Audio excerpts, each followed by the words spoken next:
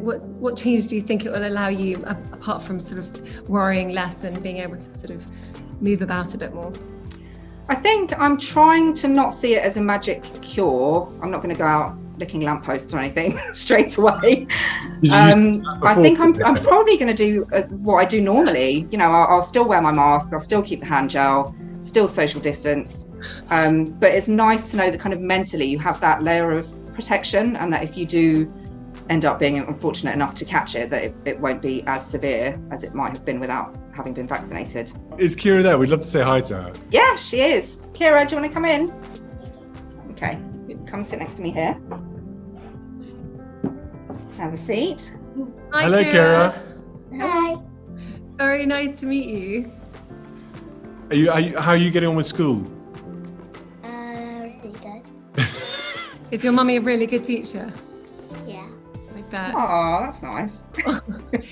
Your mum is saying she's loving homeschooling, but wasn't sure if you were liking it too. I like it sometimes and I don't like it sometimes. Are you missing your friends, Kira? Yeah, a lot. Yeah. It's hard, isn't it, when you're not all together, being able to see them, muck around with them as well. That's the main thing, isn't it? I'm just not as fun as much as I try to be. Are you looking forward to going back to school? So much, yeah. And what are the best bits about school? Do you like your friends? Is it sports? What do you like? Yeah, my friends, and I like having PE lessons, and I like having my friends help me when I don't know the answers. That's very handy. I like having people to cheat from. I guess it's the unknown, and I think that's the case for most people. It's just something that's unknown right now, and by the time you've had it, it'll be But I hope it comes as a huge relief in the end. You know, I know maybe there's sort of the anxiety and the worry leading up to it, but I hope for all of you it will add a bit of normality back to your lives and confidence as well as we go into the spring. It would be great. I'd love for everyone to have it so things can be a little bit more normal. It'd be nice to have my staff back in the office, and yeah, I also hope though that people don't rush into kind of meeting and groups and stuff until they've had the second one and waited the right amount of time, because I think there's a little bit at the moment I've been reading recently where people seem to think they've had the first one, so that's it, they're ready to go, and I like to stress that be a little bit cautious still and keep doing what you should be doing with precautions and hand washing and distancing. It's really important to keep doing that still. Quite right, absolutely. It's so nice to chat to you both, and we wish you the very best, Fiona, getting your vaccination done. Thank you. Bring a bit of life back, a bit of normality for you guys too. Yeah. Absolutely. It's been such a pleasure to talk to you both. It's been a real honour, so thank you. The warnings out there for those with asthma and underlying health conditions and things like that, with the uncertainty of not knowing what it was about the pandemic that was going to be a sort of a threat or a complication. Was that really worrying for you? I mean, did you reach out to your GP? I did, yeah. I mean, I think my GP hates me now. I've spoken to her so much. I think one of the main things I was worried about was simple things like getting your prescription, because there was all those kind of worries about literally leaving the house. So, I spoke to her about that. I spoke to her about shielding. I spoke to her about, hopefully getting on some kind of priority list. So, yeah, we've been in touch a lot. And how do you feel, Fiona, about the vaccinations and things? Because you're imminent, aren't you, in terms of on the list? I can't wait. Yes, I'm priority group 6. So any day now, I'm really hoping to get called up. Shivali, particularly you with your diabetes, who've been your sort of support networks?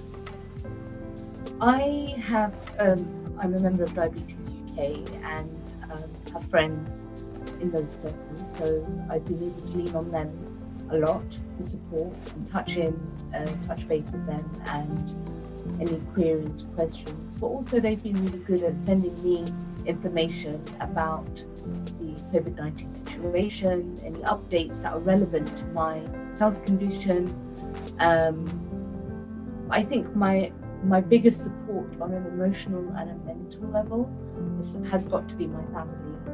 I feel like we're closer than we ever were before. Any worries about vaccinations or anything like that? You're good with needles? Fine. I mean, don't love them. I mean, who does? Yeah.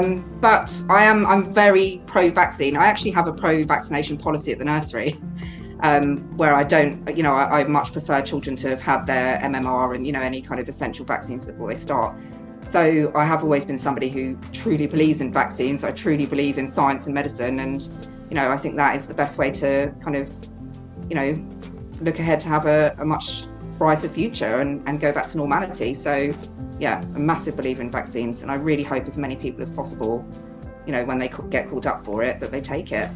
A little bit nervous about, but at the same time quite excited about, because it means it's one step closer to seeing my mum and my siblings and the extended family that I miss massively. Because though I have my unit here, I haven't seen my mum this year, and for us she's only half an hour down the road, but that half an hour is like miles, a million miles at the moment. And Shivali, can I ask what it is that you're sort of nervous about in having a vaccination? So initially, I read a lot about everything. I think when you have a health condition, you just read whatever you can find. And then I'd read a few things that made me think, oh, I'm not sure. It sounds like there's something around it which might not be safe, or the ingredients. And I read a lot of sort of social media posts again, where I felt a little bit nervous. And just like this condition, like this virus, the idea of this vaccination is new, but the more people that get it, you realise that actually it's helping, and the numbers are showing that, the figures are coming down, all positive things. Catherine and I are not medical experts by any means, but if it's any consolation, we can wholeheartedly support having vaccinations.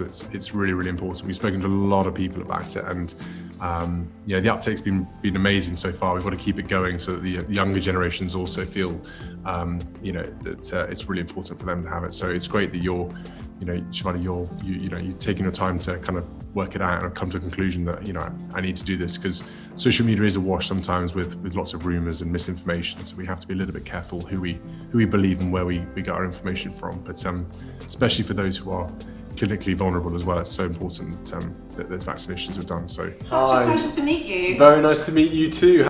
Hello everybody. Hello. Fiona, how have you been coping? Because obviously we've gathered you've got is it asthma? Is that the main condition that's the yeah severe asthma. It's been an interesting time, really. I think I've never been somebody who's kind of fully accepted that I have asthma. For me, asthma is something that you have when you're a child to get out of PE at school. So I've always kind of been a bit of not an asthma denier, but I don't really like to think of myself as a person with asthma or a person with a long-term health condition. But of course that all changed last year when the pandemic hit, and then all of a sudden people with certain health conditions had to be very careful, and that's when I kind of really changed my perspective on what it is to be a person with a long-term health condition. And Shivali, are we right in saying that you've got an underlying health condition you've had to sort of shield, particularly at the beginning of the pandemic? Well, I've been fortunate that we have our own firm and I have my own office, so I'm able to work in isolation. But yes, entirely shielding since March 2020. And because of me, the children are also shielding, and my husband, the whole family have been really supportive of that. But that in itself has its challenges. I think at the beginning, I was really scared to even hug the children or kiss the children in case I was a carrier and I might give it to them, or the fear of maybe they've picked up from school and if I get it, I'd rather not hug them for a little while than not be here. So I think we were really thinking about things in larger terms, and that really daunting. It was really daunting. A lot of anxiety going around, wasn't there? It's kind of that unknown and that fear. It actually that ate away and eroded more about families and family life, I think, than anything else at the beginning. And we live in a multi-generational family, so it's mum and dad, then us, and then the kids. And having the older age category in the house as well, we felt really protective of them. The UK's leading health charities have joined forces to form a coalition to help those with long-term health conditions who are now being offered the vaccine. Including in this coalition are Diabetes UK and Asthma UK, who have supported Shivali and Fiona throughout the pandemic. Shivali, who has type 2 diabetes, and Fiona, who lives with asthma, shared their experiences of the pandemic and discussed the positive impact the vaccine will have upon their own lives moving forward. On the 2nd of March, it was St David's Day. The Duke and Duchess of Cambridge said, "Wishing all our Welsh followers a very happy St David's Day."